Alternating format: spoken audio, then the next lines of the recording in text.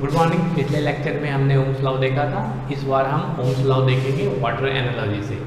Lecture 2 में हमने water analogy से करंट और वोल्टेज समझा था। पहले हम करंट, वोल्टेज और रेजिस्टेंस वाटर एनालॉजी से समझते हैं। फिर से हम एक बड़ा सा रिजर्वॉयर लेते हैं, एक बड़ा सा बर्तन लेते हैं जिसमें कि पानी भरा हुआ है।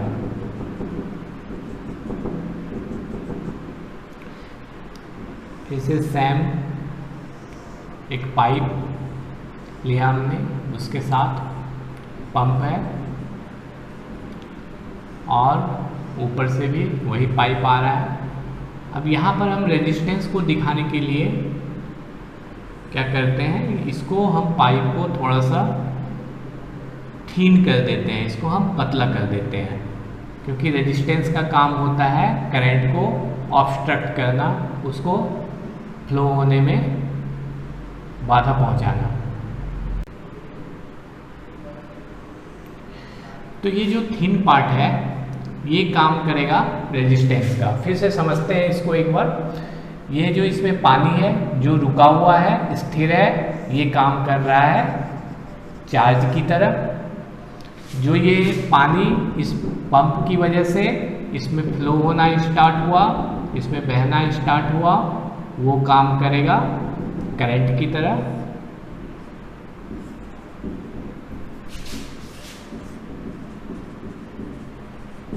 ये पंप जो कि प्रेशर का डिफरेंस पैदा कर रहा है वो काम करेगा सेल या बैटरी की तरह। ये इस पानी को प्रेशराइज कर रहा है जिसकी वजह से पानी फ्लो हो रहा है। सेल या बैटरी भी यही काम करता है जिसकी वजह से चार्जेस फ्लो होते हैं। फिर ये जो पाइप है ये काम करेगा वायर के कंडक्टर की तरह, जिससे होके करंट फ्लो होता है। अब ये जो यहाँ पे थिन हो गया पाइप, जो यहाँ पे पतला हो रहा है, ये वर्क करेगा रेजिस्टेंस की तरह। रेजिस्टेंस का काम होता है फ्लो ऑफ इलेक्ट्रॉन्स को, जो चार्जेस फ्लो हो रहे हैं उसको ऑब्स्ट्रक्ट करना। तो ये यहाँ पे ऑब्स्ट्रक्ट कर रहा है, इसलिए ये वर्क करेगा रेजिस्टेंस की तरह। तो ये हमने वाटर एनालॉजी से करंट, वोल्टेज, बैटरी, कंडक्टर और रेजिस्टेंस को देखा। वायर मीन्स ये कंडक्टर है।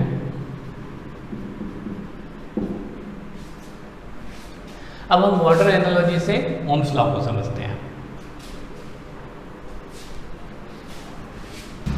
अब हम ओम्स लॉ समझते हैं वाटर एनालॉजी से। हमारे पास दो बकेट है, इसमें पानी भरा पड़ा है, ये आप देख पा रहे हैं। अभी क्या होगा, इन दोनों में लेवल सेम होने की वजह से और दूसरी चीज़ इनकी हाइट एक ही लेवल पे होने की वजह से ये पानी ना ये इधर से इधर की ओर फ्लो होगा, ना ये फ्रॉम लेफ्ट टू राइट भी फ्लो नहीं हो पाएगा, फ्रॉम राइट टू लेफ्ट भी फ्लो नहीं हो पाएगा, क्योंकि इसकी हाइट भी सेम है और जो पानी का लेवल है वो भी सेम है।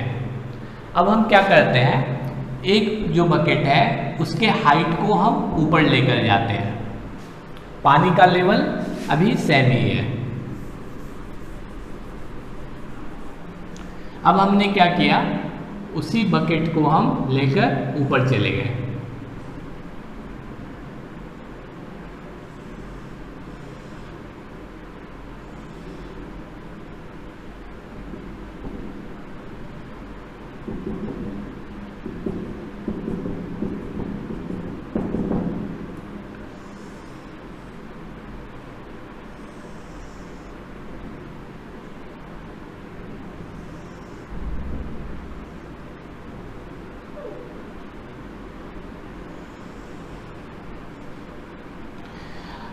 अब जब ये बकेट ऊपर चला गया तो अब पानी का लेवल जो कि सेम था, मीन्स एक ही हाइट पे पानी हमने दोनों में भर रखा है, तो फिर भी क्या होगा, ये पानी इस वाले बकेट से, जो बकेट नंबर 2 है, ये बकेट नंबर 1 है, तो क्या होगा, जो बकेट 2 है इसमें से पानी फ्लो होना स्टार्ट हो जाएगा बकेट 1 में, मीन्स 2 से फ्लो होगा पानी बकेट 1 में।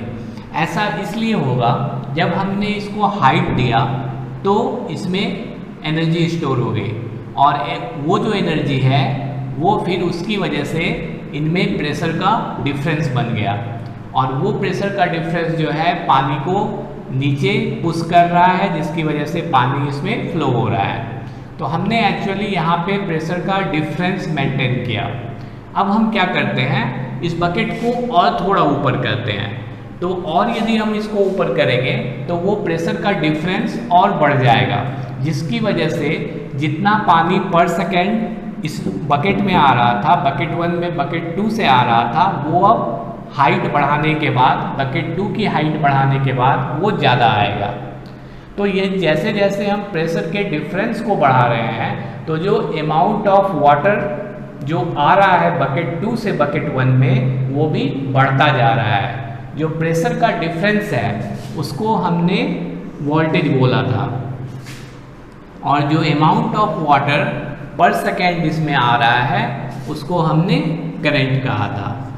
तो जैसे जैसे हम वोल्टेज को बढ़ाते हैं वैसे वैसे करंट भी बढ़ता चला जाता है। अब इस प्रोपोर्शनैलिटी को हटाने के लिए हमने एक रेजिस्टेंस लिया था, और इस रेजिस्टेंस का यूनिट होता है ओम। यूनिट ऑफ रेजिस्टेंस इज ओम, और इसका सिंबल होता है, ये ग्रीक लेटर है। इस तरह से हम ओम को शो करते हैं, और यहाँ से आप यदि फॉर्मूला बनाइए तो ये बन जाता है R=V/I। तो ये हमने पिछले लेक्चर में देखा था। अब यहाँ पर यदि आपको ये क्वेश्चन बोला जाए कि 1 ओम रेजिस्टेंस को डिफाइन कीजिए, तो इसको डिफाइन करने के लिए फिर से हम सभी को 1 पुट करते हैं। तो रेजिस्टेंस हो गया 1 ओम, वोल्टेज हो गया 1 वोल्ट, करंट हो गया 1 एम्पियर। तो 1 ओम रेजिस्टेंस क्या हुआ, यदि किसी वायर के अक्रॉस 1 वोल्ट का पोटेंशियल डिफरेंस अप्लाई किया जाता है और उस वायर से होकर 1 एम्पियर करंट फ्लो होता है, तो उसका रेजिस्टेंस, इसको हम वर्ड्स में लिखते हैं।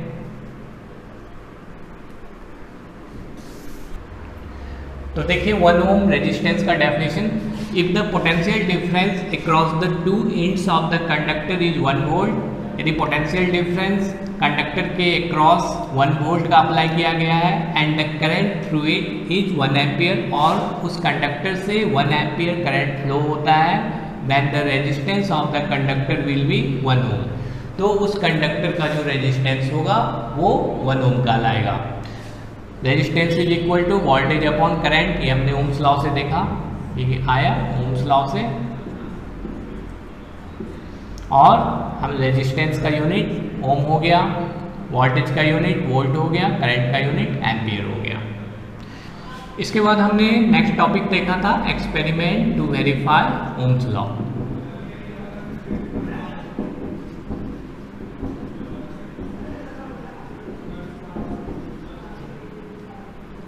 इसमें हमने 4 सेल लिया था,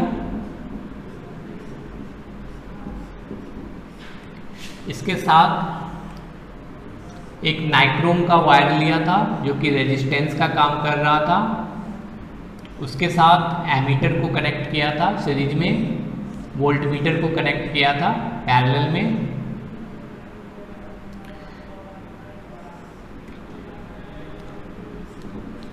स्विच था, की था। अब हमने यहाँ पर जो 4 अलग अलग सेल लिया है, इसका पर्पस है अलग अलग वोल्टेज लेना, क्योंकि जब सिर्फ हम एक सेल से वोल्टेज लेंगे तो वो 1.5 वोल्ट देगा। जब हम 2 सेल को मिलाकर वोल्टेज लेंगे तो 1.5 इंटू 2 मीन्स 3 वोल्ट देगा। जब हम 3 सेल से लेंगे तो 1.5 इंटू 3, इसी तरह 4 सेल से लेंगे तो 1.5 इंटू 4 वोल्ट देगा। तो हम क्या करते हैं, अलग अलग वोल्टेज लेते हैं, पहले सिर्फ एक सेल से लेते हैं, और इसके साथ जो भी हमें वोल्टेज यहाँ पर वोल्टमीटर दिखाता है और जो भी करंट एमीटर दिखाता है उसको हम लिखते जाते हैं।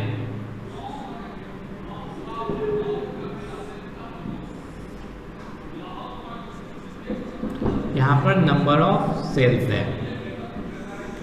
जब हमने लेट 1 सेल लिया तो वोल्टेज हमें V1 मिल रहा था, करंट I1 मिला।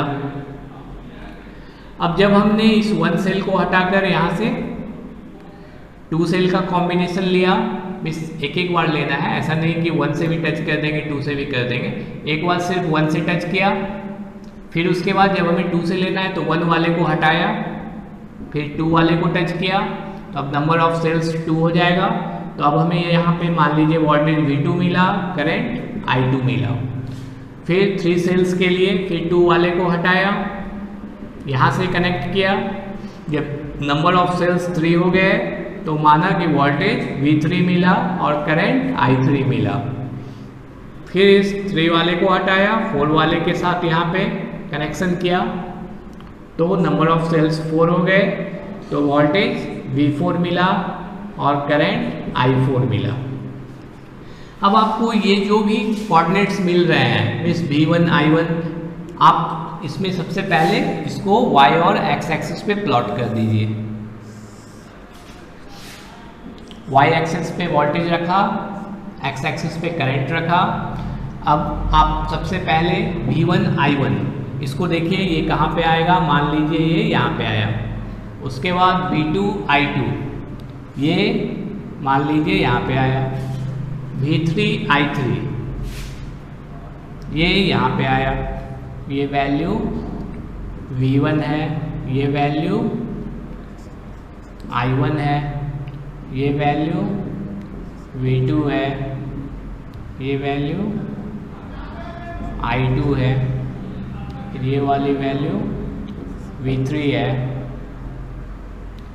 ये वाली वैल्यू I3 है, फिर ये वाली वैल्यू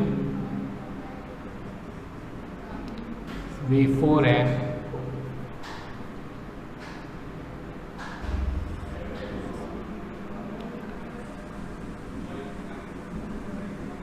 और ये वाली वैल्यू I4 है।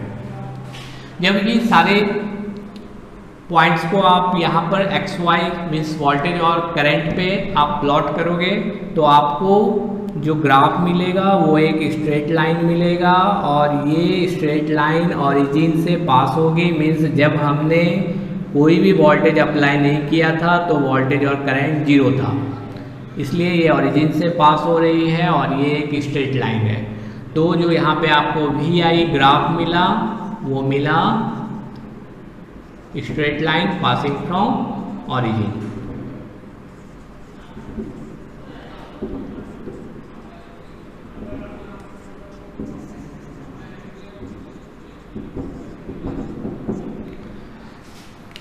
अब यहाँ पर एक चीज ध्यान देने वाली बात है कि हम जैसे जैसे सेल को बढ़ाते गए तो क्या हुआ कि वोल्टेज भी बढ़ा, करंट भी बढ़ा, लेकिन जो इनका रेशियो है वो बढ़ा नहीं, वो बिल्कुल फिक्स रहा।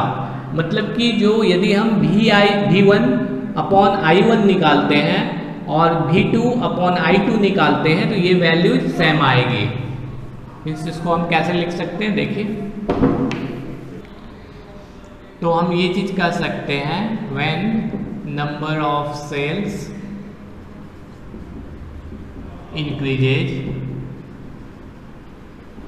जब हमने सेल को बढ़ाया, नंबर ऑफ सेल्स को बढ़ाया, इस वोल्टेज को बढ़ाते गए तो क्या हुआ, करंट इंक्रीजेज, करंट बढ़ा, वोल्टेज इंक्रीजेज, वोल्टेज भी बढ़ा,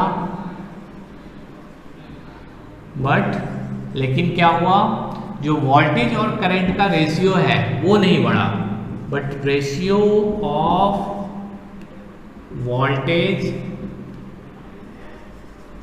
एंड करंट यानी कि V upon I remains constant, ये नहीं बढ़ा, ये एक ही जैसा रहा, ये किसी में नहीं बढ़ा, ये वाला चीज, क्योंकि जो रेजिस्टेंस होता है वो कांस्टेंट होता है। रेजिस्टेंस चेंज तभी हो सकता है जबकि टेम्परेचर चेंज हो रहा हो।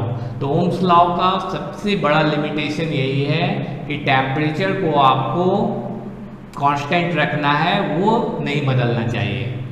तो यहाँ पर करंट बढ़ रहा है, वोल्टेज बढ़ रहा है, लेकिन जो रेशियो है वोल्टेज और करंट का वो एक जैसा ही रह रहा है, वो चेंज नहीं हो रहा है। तभी आपका जो ओम्स लॉ है वो वेरीफाई हुआ। बाकी जो डिटेल्स है वो आप पिछले लेक्चर में जाके देख सकते हैं ओम्स लॉ के बारे में। आगे हम अपना नया टॉपिक स्टार्ट करते हैं